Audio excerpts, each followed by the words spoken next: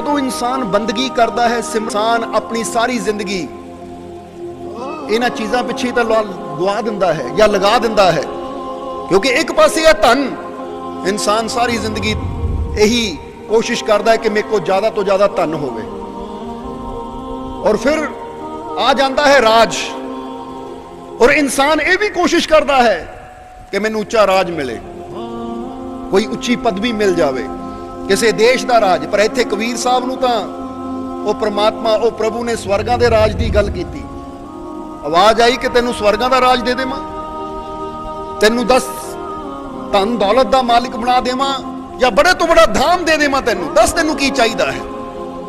जिहदे बारे कबीर साहब अपनी वाणी च दसदे है कि जदों ये आवाज आई तो ऐसी एक गल तुहानू भी इत्थे करांगे, पुछांगे कि फर्ज करो अगर तुहानू आवाज आ जावे कि ऐ मेरे प्यारे दस तेनू की चाहिदा है, तो फिर जरा अपने आप ने पूछ के देखो कि बंदे ने की मंगना है। अज परमात्मा की आवाज नहीं आती, पर फिर भी असी चल के जाते हैं, चाहे मंदिर जाते हैं, मस्जिद जाते हैं, या किसी भी धार्मिक स्थान पर जाते हैं, खुद चल के जाते हैं। हालांकि रब की आवाज सानू नहीं आई, बंदे नू नहीं आई, पर फिर भी बंदा चल के जाता है की मंगण वास्ते? धन दौलत पदार्थ तंदुरुस्ती। तो जे रब की आवाज आ जाए दस तेनू की चाहिदा है, तो फिर तो बंदे ने बड़ी लंबी लिस्ट दे देनी है कि परमात्मा ने हुण आप पूछा। पहला तो मैं जाता सी रब नू लभदा लभदा, मैनू ये मिले मैनू वो मिले, हुण तो रब ने आप ही पूछ लिया दस तेनू की चाहिदा है। तो फिर बंदे ने कहना फिर दुनिया का राज की करना है, मैनू स्वर्गां दा राज मिल जाए, मैनू पूरी दुनिया का धन दौलत पदार्थ मिल जाए। क्यों? क्योंकि इंसान हमेशा वही चीज मंगता है जिहड़ी चीज इंसान नू कीमती लगती है, कि यह चीज जीवन च जरूरी है, ये मैनू मिल जाए। इसलिए जदों कोई धन मंगता ना, तो यह मतलब ये जीवन च धन जरूरी है। जदों कोई पदवी मंगता है, कोई बड़ी कुर्सी मंगता है, तो यह मतलब ये जीवन च पदवी बड़ी है, इसलिए उन्होंने प्राप्त करना चाहता है। क्योंकि जिहड़ी चीज बड़ी हुंदी है इंसान उन्होंने हासिल करना चाहता है। पर संत कबीर दी नजरां च किहड़ी चीज बड़ी है, और उन्होंने की मंगिया? उन्होंने की मंगिया अपने प्रभु तो, अपने परमात्मा तो। इत्थे गल ये समझनी है, क्योंकि जिस तरह असीं दस्सिया कि संतां गुरुआं रहबरां दे जीवन चों ही सानू शिक्षा मिलती है कि साडे जीवन च जरूरी चीज किहड़ी है। हुण कबीर साहब की कहंदे कि जदों पुछिया उस परमात्मा ने, प्रभु ने, कि ऐ कबीर दस तेनू की चाहिदा है? स्वर्ग दा राज दे देवां, धन दौलत पदार्थ दे देवां, धाम दे देवां, जमीन दे देवां, दस तेनू की चाहिदा है? तो कबीर साहब अपनी वाणी च जवाब की दिंदे आ परमात्मा नू कि इंद्र राज बैकुंठ सुख ना मांगू धन धाम। कबीर साहब दसदे अपनी वाणी च कि ऐ परमात्मा तू मैनू कह रहा इंद्र दा राज, बैकुंठ यानी स्वर्गां दे सुख नहीं, ना मैनू इंद्र दा राज चाहिदा है, ना मैनू स्वर्गां दे सुख चाहिए है, तो ना ही मैं धन मंगदा हाँ, और ना ही मैं कोई धाम मंगदा हाँ। हुण ये चार चीज़ां, इंद्र राज, बैकुंठ सुख, धन धाम, कबीर साहब ने ना कर दी कि मैनू ये नहीं चाहिए। और जे इंसान देखे तो इंसान की नजर च चारों चीज़ों की ही वैल्यू है, कीमत है। वो चीज़ों की कीमत है जिन्होंने कबीर साहब ना कर रहे हैं कि मैनू ये नहीं चाहिए। फिर प्रभु ने पूछा कबीर तेनू चाहिदा की है? जे तेनू बैकुंठ सुख नहीं चाहिए, इंद्र दा राज नहीं चाहिए, धन नहीं चाहिए, धाम नहीं चाहिए, फिर तेनू की चाहिए है? तो अगली लाइन च कबीर साहब जवाब देंदे है। पहली लाइन च बोलिया कि इंद्र राज बैकुंठ सुख ना मांगू धन धाम, कि नहीं, ना धन ना धाम ना इंद्र राज ना बैकुंठ दे सुख। फिर कहते प्रभु ने पूछा की चाहिए है? तो कबीर साहब कहते कहत कबीर मोहे दीजिए सेवा सतसंग नाम। देखो केड़ी चीज मंगी कबीर साहब ने। हुण एक बंदा हैरान हो जाएगा, परेशान हो जाएगा कि एडी वड्डी ऑफर सी कबीर साहब दे कोल, एडा वड्डा मौका सी कबीर साहब दे कोल। वो स्वर्ग दा राज मंग सकते सी, धन धाम मंग सकते सी, स्वर्गां दे सुख मंग सकते सी, पर कबीर साहब ने की मंग लिया कि मैनू सेवा सतसंग और नाम दी दात बख्शो। एक ही मंग लिया। बोलो होएगा कि नहीं? कई बार इंसान के दिमाग 'ਚ सवाल आएगा कि ये किहड़ी चीज़ मंग लई कबीर साहब ने? सेवा सत्संग नाम। सेवा सत्संग नाम नाल की होएगा? पर अगर गुरुआं रहबरां संतां दे नज़रिए नाल देखिया जावे, क्योंकि दुनिया दा नज़रिया अगर उहदे नाल देखिया जावे तो बंदा कहंदा धन पदवी सब कुछ है, जमीन जायदाद सब कुछ है। पर जे संतां दे नज़रिए नाल देखिया जावे तो संत कहंदे सेवा सिमरन नाम सब कुछ है। वो कहते सेवा करन दे नाल, क्योंकि सेवा इत्थे एक गल स्पष्ट कहनी चाहांगे। अज बंदा कहंदा मैं सेवा क्यों करा?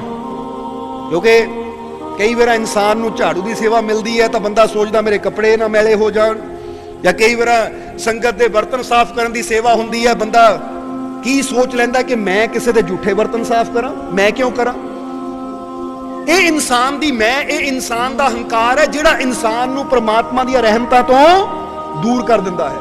हुण इत्थे झूठे बर्तनां दी गल तो सानू श्री कृष्ण के जीवन की एक घटना याद आ गई कि जिस वेले पांडवां ने जंग जित लई, युद्ध जित लिया, तो उस तो बाद उन्होंने युद्ध जितन की खुशी में एक यज्ञ रखिया, यज्ञ। और जदों यज्ञ रखिया गया तो वह बहुत बड़ा यज्ञ सी, जिहदे बहुत दूरों दूरों लोग आ रहे सी, ऋषि मुनि तपस्वी आ रहे सी, साधु संत आ रहे सी। क्योंकि यज्ञ का मतलब तुसीं समझदे हो ना, एक भंडारा करना बहुत बड़ा, जिहदे दूरों दूरों संगतां आंदियां है जित दी खुशी च, और हवन हुंदा है, देवतियां नूं आहुति दित्ती जांदी है, उहनूं कहंदे यज्ञ। सो जिस वेले इह यज्ञ दी तैयारी हो रही सी, एक दिन एक समा रखिया गया कि असीं फलाने दिन यज्ञ करना है, तो सारियां दी ड्यूटियां वंडियां गईयां। ड्यूटियां समझदे हो ना, सारियां दी ड्यूटी वंडी गई। ड्यूटी का मतलब जिस तरह द्रौपदी की ड्यूटी यह बनी कि तू अपने हत्थी सबनूं भोजन खिलाना है, यानी किसी ना किसी रूप में असीं सारियां ने सेवा करनी है। भीम की ड्यूटी की बनी कि भीम तू बर्तन अपने संगत नूं बर्तन बरताने है, पतला बरतानियां है संगत नूं, और द्रौपदी ने उहदे च भोजन रखना है। इसी तरह अर्जुन की ड्यूटी कुछ हो गई, युधिष्ठिर दी कुछ हो गई, नकुल सहदेव दी कुछ ड्यूटी हो गई, सब दी ड्यूटियां वंडियां गईयां। तो हुण जदों ड्यूटियां वंडियां गईयां, सेवा वंडी गई, तो श्री कृष्ण की बारी आई। तो श्री कृष्ण कहते हुण मेरी वारी, मैं भी एक सेवा करनी है। तो उसले 5 पांडवां ने हाथ जोड़े कि श्री कृष्ण तुहानूं सेवा करन दी की लोड़ है, तुसीं आराम नाल आसन ते बैठो। तो श्री कृष्ण कहते लै एडी दूरों संगत आनी है, साधु संत आने है, तो यह मौका मैं गवावां अपने हथों, तो मेरे वर्गा ना समझ कौन होएगा, इसलिए मैं भी एक सेवा करनी है। वो कहते जी तुसीं किहड़ी सेवा करनी है दसो? तो कह के श्री कृष्ण ने किहड़ी सेवा लई? श्री कृष्ण कहते मैं सेवा करनी है आई हुई संगतां दीयां जूठियां पत्तलां चक्कण दी। ये जिथे भोजन करदे ना जूठी पत्तल, पत्तल का मतलब समझदे हो ना? ये अजकल तो बंदा कहता थालियां च असीं खाना खा रहे हैं, वो थाली स्टील की भी हो सकती है, प्लास्टिक की भी हो सकती है, प्लेट, पर उस समय पत्तल हुंदी सी जो कि पत्तियां नाल जोड़ के बनती सी, उत्ते भोजन किया जाता सी। श्री कृष्ण कहते मैं आई हुई संगतां दीयां जूठियां पत्तलां इकट्ठियां करांगा। वो कहते महाराज तुसीं राजे हो एक किस्म के, क्योंकि द्वारका दे राजे भी सी, तो दूजी तरफों उन्होंने अवतार भी किया जाता सी, भगवान भी किया जाता सी। तुसीं इस उच्च कोटि के मालिक हो के तुसीं संगत की जूठी पत्तल चकोगे? तो श्री कृष्ण मुस्कुराए, कहते फिर तुसीं संगत की महिमा नूं समझिया ही नहीं, क्योंकि जेड़ा इंसान संगत की महिमा नूं समझदा है उन्होंने यह भी पता है कि संगत के जोड़ियां दी या संगत के जूठे बर्तनों की सफाई की सेवा सब तो बड़ी मन्नी जाती है, बड़ी मन्नी जाती है। हुण देखो श्री कृष्ण आप कह के, नहीं तो उन्होंने किसी ने ड्यूटी लाई नहीं सी कि तुहानूं करनी पैनी है, वो आप कह के कि मैं भी सेवा करनी है, और चुनिया भी की संगत की जूठियां पत्तलां इकट्ठी करन दी। हुण एडे वड्डे अवतार, एडे वड्डे राजा, द्वारकाधीश, जे एक पासेों देखा जाए तो राजे सी, दूजी पासेों देखा जाए एडे वड्डे अवतार, दुनिया उन्होंने कदमां 'च सिर रखती सी, उन्होंने भगवान मानती सी, तो वह चाहते तो आराम नाल अपने कुर्सी ते बह के वो नज़ारा देख सकते सी, पर नहीं, फिर भी उन्होंने ये सेवा क्यों लई? ये सेवा लैण दा कारण यह सी, जदों अर्जुन ने पूछा महाराज तुसीं यही सेवा क्यों लई? तो श्री कृष्ण कहते ये सेवा ऐसी इसलिए लई है ताकि आने वाले समय च मिसाल बन जाए कि संगत के जूठे बर्तन साफ करना और संगत के जोड़ियां की सेवा करनी है सब तो बड़ी महिमा रखती है। जरा समझना, क्योंकि गुरुआं रहबरां दी जिंदगी तो ही सानू मिसाल मिलती है कि उन्होंने की कीता। जदों उन्होंने असीं करदियां देखदे हां तां फिर साडा भी करन नू दिल करदा है कि जे एडे वड्डे अवतार गुरु रहबर पीर फकीर कर गए तां असीं भी करिए। फिर ਇਹਦਾ मतलब ਇਹਦੇ ਚ ਸਾਡਾ फायदा है, साडा लाभ है। इसलिए कबीर साहब ने मंगी सेवा। सब तो पहला वो कहते ऐ परमात्मा मैनू इंदर दा राज नहीं चाहिए, बैकुंठा दा सुख नहीं चाहिए, मैनू धन धाम नहीं चाहिए, मैनू सेवा दे कि मैं जब तक भी मेरी जिंदगी है, ये जीवन है, मैं संगत दी आए हुए साधु संतां दी सेवा कर सका। और फिर मंगिया सत्संग कि मैं साधुआं संतां दा संग कर सका, उन्हां दी संगत विच बैठ सका। क्योंकि सेवा दी महिमा अपनी है तां संतां दे कोल बैठण दी महिमा अलग है। सेवा असीं करदे हां तां कहंदे ना तन पवित्र सेवा कीए। जदों असीं सेवा करदे हां, सेवा करन विच साडा इह शरीर जदों चलदा है तां साडा तन पवित्र हो जांदा है। तां जदों असीं संतां दे कोल बैठ के उन्हां दे वचन सुणदे हां तां फिर साडा मन पवित्र हो जाता है।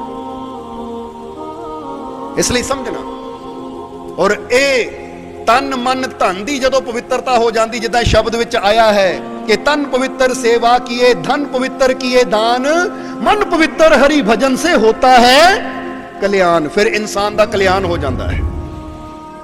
इसलिए जीवन दे विच जिस तरह कबीर साहब ने सेवा दी दात मंगी, सिमरन दी दात मंगी, सतसंग दी दात मंगी, ये जीवन दे विच फिर सानू ये गल याद रखनी चाहिए है कि किते ना किते ये तीन चीज़ां दा साडे जीवन च बहुत बड़ा रोल है, बहुत बड़ा योगदान है। ये योगदान साडे जीवन च तीन चीज़ां दा ना हुंदा तां फिर कबीर साहब ये ना मंगदे।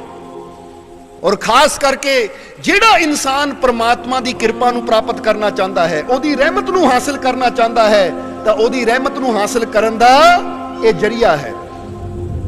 इसलिए समझना जरा सारे जीव, क्योंकि इंसान वैकुंठ दा राज मंग लेगा या इंसान धन धाम मंग लेगा, तो एक गल तुसी आप थोड़ा जा विचार करना, थोड़ा जा बैठ के विचार करना। इंसान ने धन मंग लिया, फर्ज करो बंदा कहंदा रब्बा मेरी 100 करोड़ की लॉटरी निकल आवे, 1 करोड़ की गल नहीं करते, 2 करोड़ की नहीं करते, 100 करोड़ की गल करते। हुण 100 करोड़ की लॉटरी भी निकल आई, 100 करोड़ रुपया धन दौलत इकट्ठा भी हो गया, पर एक दिन ऐसा आना है जदों उन्होंने छड्ड के सुख। पर मैं सिमरन मंग रहा हाँ, मैं सेवा मंग रहा हाँ, मैं सतसंग मंग रहा हाँ, क्योंकि जदों ये तीन चीज़ां इंसान के जीवन च जुड़दियां है तो फिर इंसान नूं प्राप्त हुंदा है ओ परमानंद, ओ प्रभु। और जेड़ा परमानंद नूं पा लैंदा है, जीवन जन्म ओदा ही सफल मन्निया जाता है। इसलिए थोड़ा जा बैठ के विचार करना है, थोड़ा जा बैठ के ऐसी सारे ने सोचना है। क्योंकि अज इस कबीर साहब के जीवन की घटना तो ही सत्संग क्यों शुरू किया कि इत्थे थोड़ा जा विचार करना है कि असीं भी अपने जीवन दे विच कुछ ऐसा मंगदे हां, कुछ ऐसा करदे हां जिहदे नाल साडा जीवन सफलता की तरफ जावे, वो परमानंद की तरफ जावे, वो प्रभु की तरफ जावे। अगर असीं अपने जीवन च कुछ ऐसा नहीं करते जिहड़ा सानू साडे परमात्मा नाल जोड़े, तो फिर समझ लो असीं अपना जीवन व्यर्थ जी रहे हैं।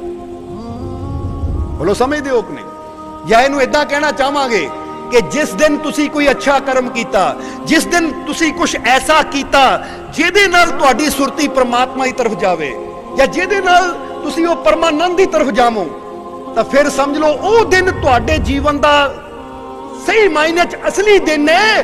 बाकी दिन तो कैलेंडर दियां तरीकां ही जिहड़ियां व्यर्थ जा रही हैं। जिद्दां देखो ना कैलेंडर ते तरीकां लिखी होंदी, पहली तरीक, दूजी तरीक, चौथी तरीक, 5वीं तरीक, बाकी तो कैलेंडर दियां तरीकां ही बाकी दिन जिहड़ियां बदलदियां रहनियां है। पर जिस दिन तुसी कुछ ऐसा अच्छा कर लिया, कुछ नेकी कर ली, कुछ ऐसा कर लिया जिहड़ा तुहानूं तुहाडे परमात्मा दे नेड़े कर देवे, समझ लो आ दिन साडे जीवन का सही मायने च सही दिन है।